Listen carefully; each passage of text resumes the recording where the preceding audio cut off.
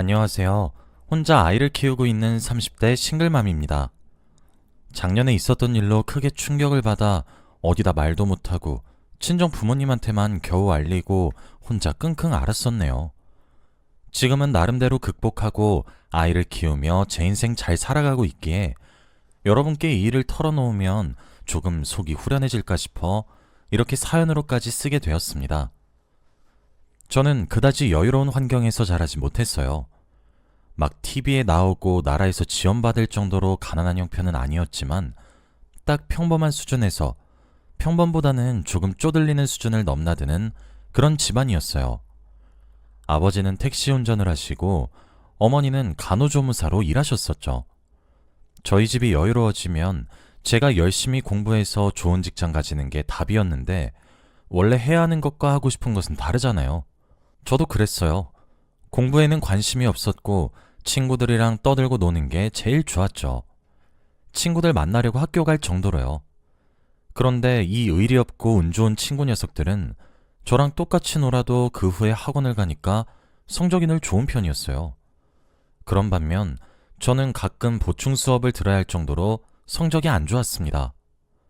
이렇다 보니까 고등학교 진학을 앞두고도 저는 그냥 실업계로 빠지고 싶었는데 부모님이 그러라고 그동안 뼈 빠지게 돈 벌어서 공부시킨 줄 아냐며 죽어도 대학까진 가야 한다고, 그래야 이 나라에서 사람 취급 받고 산다고 일장 연설을 늘어놓으셔서 결국 인문계 고등학교에 턱걸이로 입학을 해서 유급을 면할 정도의 성적만 받으면서 대학도 지방에 있는 잘 알지도 못하는 곳 그냥 원서 넣고 입학했습니다. 그래도 대학은 갔으니 부모님 말처럼 졸업만 하면 뭐라도 할 수 있겠지 라고 생각을 했는데 제가 인생을 너무 우습게 봤던 것 같아요. 당연히 성적 맞춰 아무 대학이나 들어갔으니 학과도 적성에 안 맞았고 그러다 보니 학점은 바닥을 기고 취업을 위한 자격증이나 대외활동 같은 건 아예 전무했죠. 거기에다가 아무리 열심히 한다 쳐도 대학이 대학다워야 대학으로 취급해주지. 지잡되는 취업시장에서 대학 취급도 안 해주더군요. 상황이 이렇다 보니 대학 졸업하고도 취업에 계속 실패했어요. 물론 중간중간 회사라고 하기도 어려운 직장에 취업하긴 했지만 적응을 못하니 얼마 못 가 금방 잘리거나 퇴사했었죠. 비싼 돈 내가며 대학 다녀놓고 막상 취업도 제대로 못하는 제 꼬라지를 견딜 수 없었던지 부모님은 차라리 알바라도 하라고 성하셔서 그때부터 알바 자리를 찾아다녔습니다. 사실 조금 창피했어요. 보통 알바라 치면 갓 수능 치고 성인 된 20살이나 못해도 25살 이하인 애들이 많이 하잖아요. 그 이후로는 일반적으로 당연히 취업한다고 생각하니까요. 저는 졸업하고 몇 년이 지나도록 30이 되어서도 제대로 된 일자리 하나 구하지 못하고 알바나 전전해야 한다는 게 창피했어요. 물론 알바라도 안 하면 부모님이 얼마 안 되는 용돈이나 지원마저 끊을 기세셔서 억지로 해야 했습니다. 저는 카페에서 알바를 시작하게 되었습니다. 저보다 나이가 20살 정도 많은 남자 사장님이 운영하시는 규모가 있는 개인 카페였어요. 요즘에 SNS나 인터넷에서 맛집이나 인테리어가 예쁜 카페 정보가 자주 공유되잖아요. 제가 일하던 카페도 사장님 센스가 좋아서 사람이 막 줄을 서는 수준은 아니어도 일부러 찾아오는 손님은 몇 있을 정도로 적당한 인기를 끌었어요. 개인 카페 특성상 아무래도 커피를 포장해 가시는 손님보다는 한번 커피를 시키시면 최소 한두 시간 정도는 진득하게 앉아 계시는 손님들이 대부분이었기 때문에 그렇게 할 일이 많지도 않았어요. 그래서 사장님과 저 이렇게 둘이서만 일하는 시간이 많았습니다.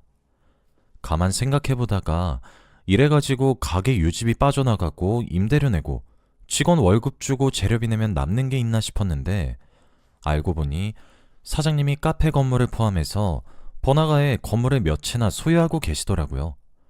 말 그대로 카페는 그냥 취미삼아 하는 거였죠. 사장님은 50대의 나이에도 불구하고 매일 출근 전 아침 일찍 일어나 꼭 운동을 하시고 겉모습도 멀끔하게 유지하셨어요. 제가 살면서 본 사람 중에 자기 관리에 가장 철저한 사람인 것 같았습니다. 가끔 사장님과 얘기 나누고 있을 때면 나이 차를 잊어버릴 정도로 말이 잘 통했고 꼰대 같은 면모도 없어서 저도 사장님과 대화하는 게 편했습니다.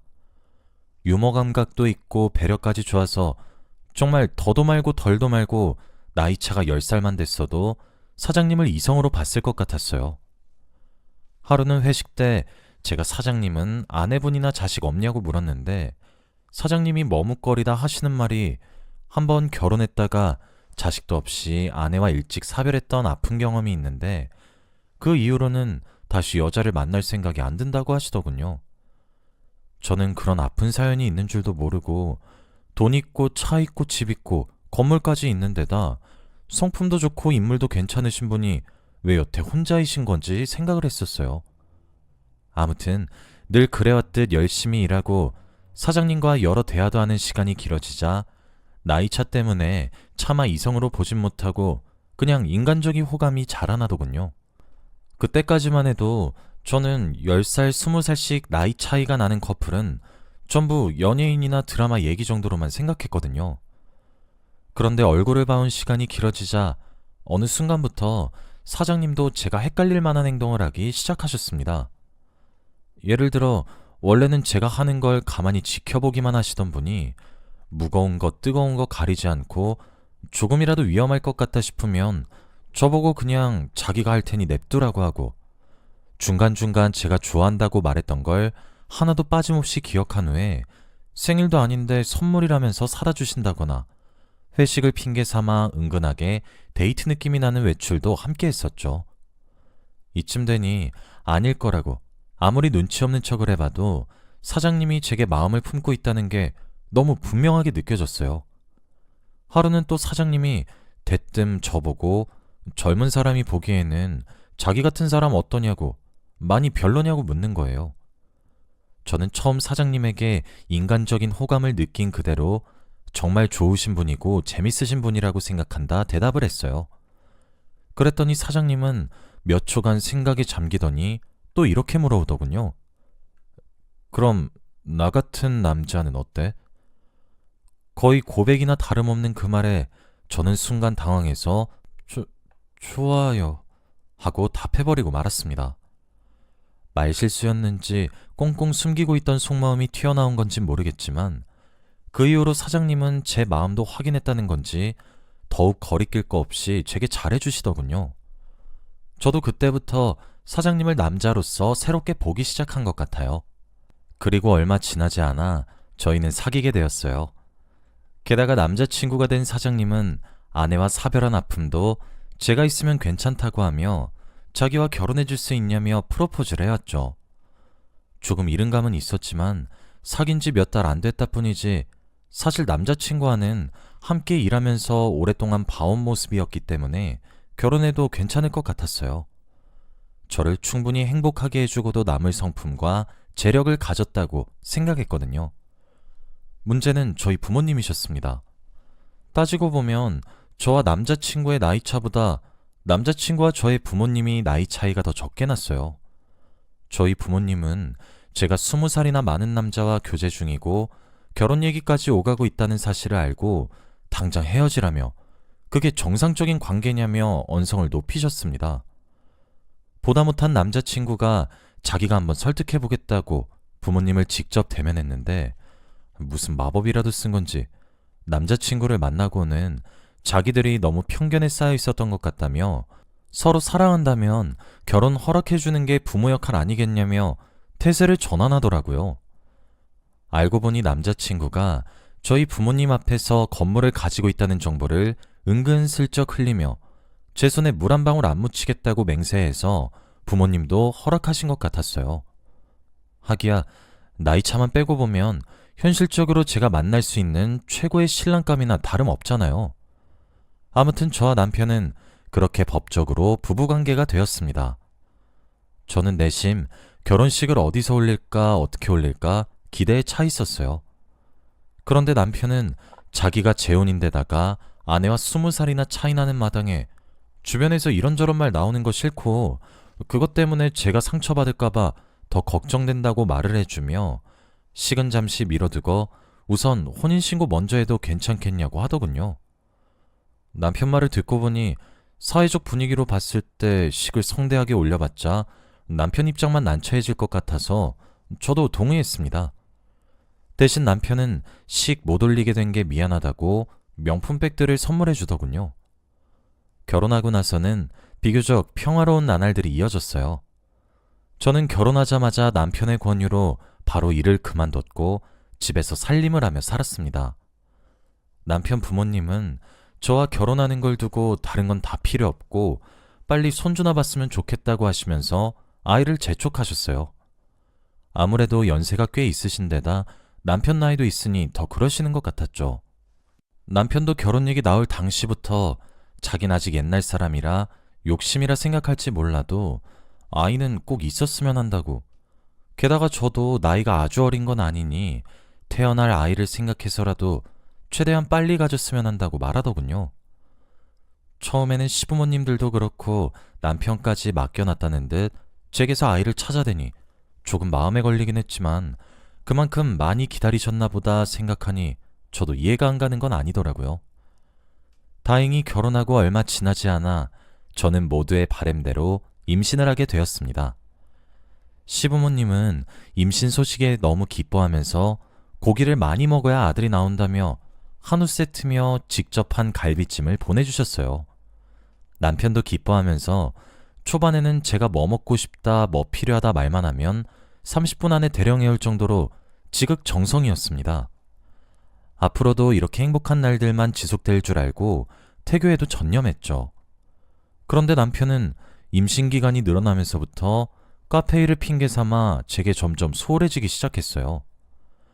아내가 임신했으면 다른 직원이나 알바를 더 써서 대신 좀 맡겨도 되는 건데 남편은 가게에 사장이 없으면 그 가게는 곧 망한다는 이상한 철칙을 내세우면서 매일 아침 일찍 카페에 출근해서 카페 마감 시간이 다 돼서야 돌아왔어요.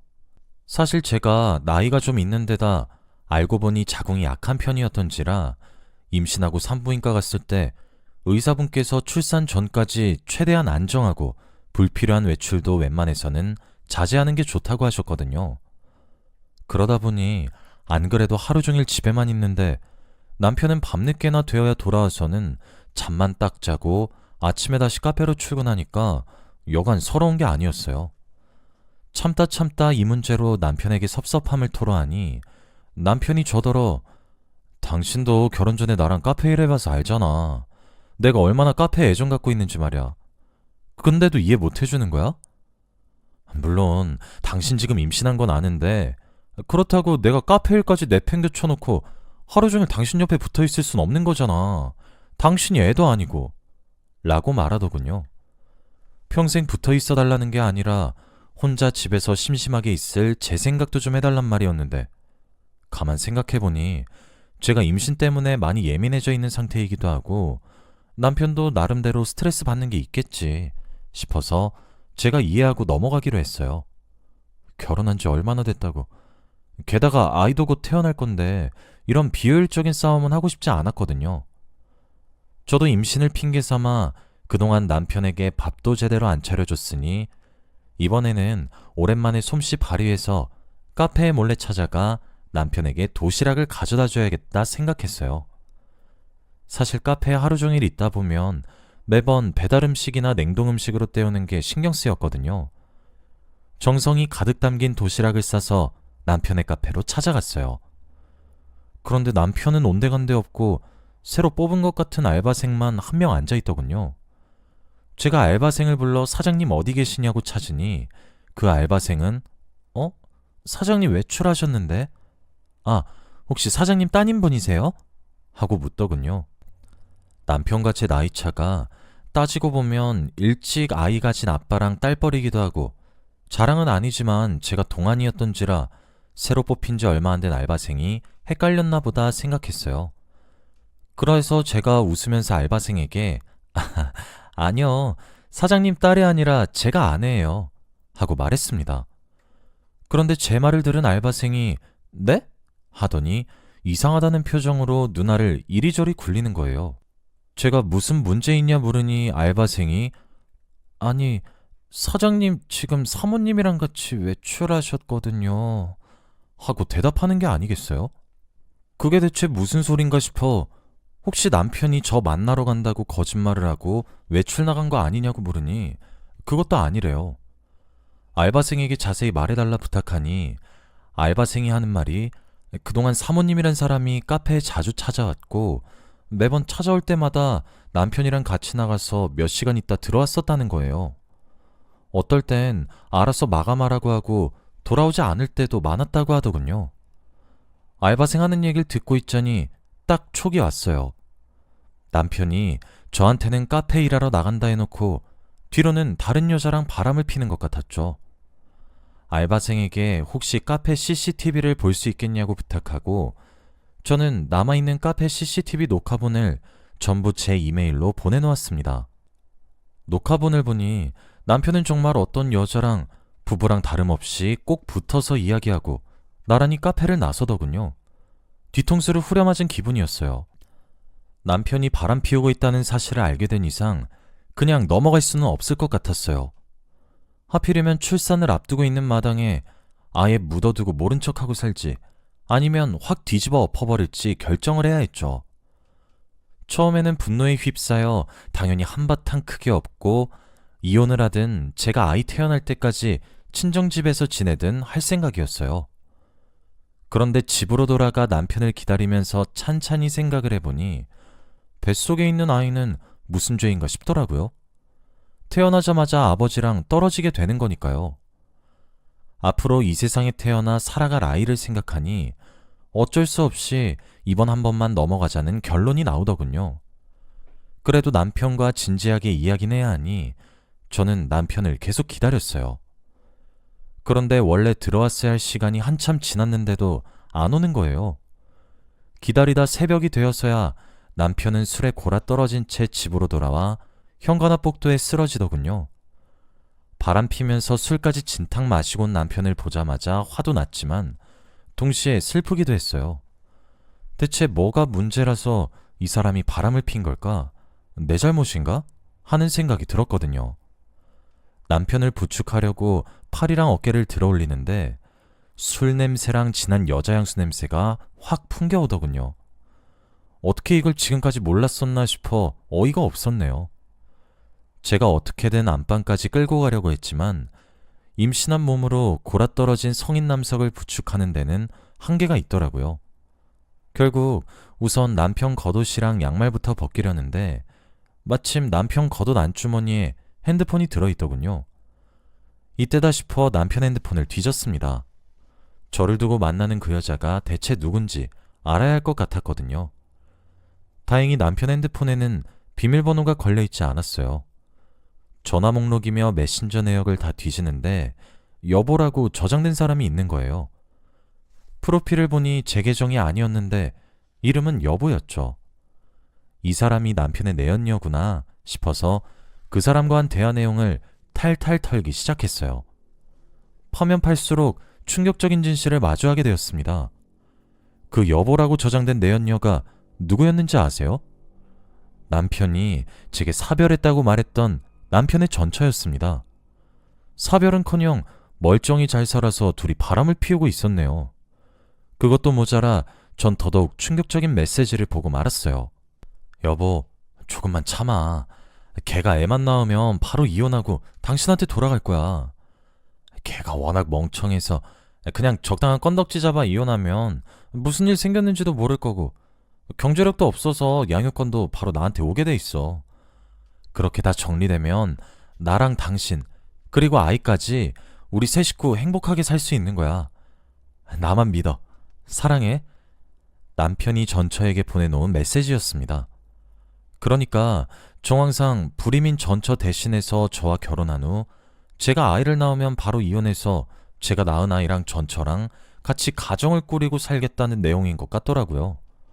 대리모는 불법이니까 이런 짓을 작당하게 된 것 같았죠. 도저히 사람이 할 수 있는 짓이라고는 볼 수 없어서 손이 바들바들 떨렸습니다. 그런 와중에도 제 살 길은 스스로 찾아야겠다고 생각을 해서 전처와 남편의 대화 내용을 모두 캡처해 제 휴대폰으로 전송해 놓았어요. 그동안 제게 했던 행동이나 말은 전부 제게서 아이를 얻기 위해 했던 거짓이라 생각하니 정말 미칠 것 같았어요. 제 앞에서 코를 골고 있는 남편을 당장 찢어 죽여도 시원치 않았죠. 그리고 뱃속의 아이가 너무 불쌍해서 기어코 눈물을 뚝뚝 흘렸습니다. 아이는 대체 무슨 죄인가요? 제가 이 사실을 알아차리지 못했다면 태어나자마자 저와 생이별을 했을 걸 생각하니 상상만으로도 가슴이 찢어지는 것 같았어요. 저는 부엌으로 달려가 냄비에 찬물을 받아 복도에 퍼질러 자고 있는 남편에게 끼얹었습니다. 자다가 물세례를 맞은 남편은 깜짝 놀라 어안이 벙벙한 표정으로 저를 멍청하게 올려다보더군요. 카페 일 그렇게 중요해서 임신한 아내 안중에도 없더니 전처 만나서 내 아이 뺏을 작당할 시간은 넘쳤나 봐? 하고 쏘아붙이니 남편은 물에 젖은 생쥐꼴로 그걸 어떻게? 하고 반문하더군요. 그건 알 거 없고 나한테서 아이 뺏을 생각하기만 해. 그땐 나 죽고 너 죽는 거야. 난 잃을 거 없는 사람이야. 그렇게 말한 후 안방으로 들어가 커다란 캐리어에 짐을 챙겼습니다. 집을 나서기 전 아직도 정신 못 차린 남편이 저보고 당신 아이 낳으면 연락해야 해. 기왕 당신도 알게 된 거 차라리 지금 아이는 아들이니까 전쳐주고 둘째 만들어서 둘째는 당신 가지면 안 돼? 그럼 모두가 좋잖아. 당신 고생한 거 감안해서 보수도 쳐줄게. 하면서 기절 초풍할 소리를 하더군요. 그걸 듣고 나니 진짜 회생불가한 인간 쓰레기구나 하는 생각이 들어 쌍욕을 퍼부었습니다. 미친놈아, 그걸 말이라고 해? 너 같은 쓰레기는 자식 가질 자격 없어. 내가 미쳤다고 너한테 다시 연락하겠니? 이렇게 말하고 친정으로 갔어요. 전후 사정을 알게 된 친정에서는 어쩐지 일이 너무 잘 풀린다 했다면서 아무 조건 없이 그렇게 결혼할 리가 없었다면서 우는 소리를 하시더군요. 다음날 아침 바로 변호사 사무실을 찾아가서 남편과 남편 전처를 상대로 소송을 걸었습니다. 소송이 진행되는 도중에 저는 건강한 남자아이를 낳았어요. 어떻게 알았는지 남편한테 귀신같이 전화와서는 이쯤이면 아이 출산했을 거 다 안다고, 그냥 아이 하루라도 어릴 때 빨리 넘기라고, 정말 진흙탕 싸움까지 가고 싶은 거냐고 협박하더군요. 아이를 지키기 위해서라면 진흙탕 싸움이라도 못할 게 뭐가 있냐고 대꾸한 뒤 남편이 한 말 빠짐없이 녹음해서 증거물로 제출했어요. 지금은 소송이 거의 마무리되어 가는 단계입니다. 증거가 너무 확실하다 보니 남편과 전처가 처벌받는 방향으로 거의 결정났어요. 게다가 죄를 뉘우치는 기미가 안 보여 처벌 수위가 더욱 올라갈 것 같다고 변호사님이 말씀하시더군요. 이제야 마음이 조금 편해진 것 같아요. 이렇게 예쁜 아이를 하마터면 그 짐승만도 못한 것들에게 뺏길 뻔했다는 생각이 들어 더욱 소중하게 느껴지네요. 앞으로 최선을 다해 잘 키워내보려 합니다. 여러분의 응원 부탁드려요.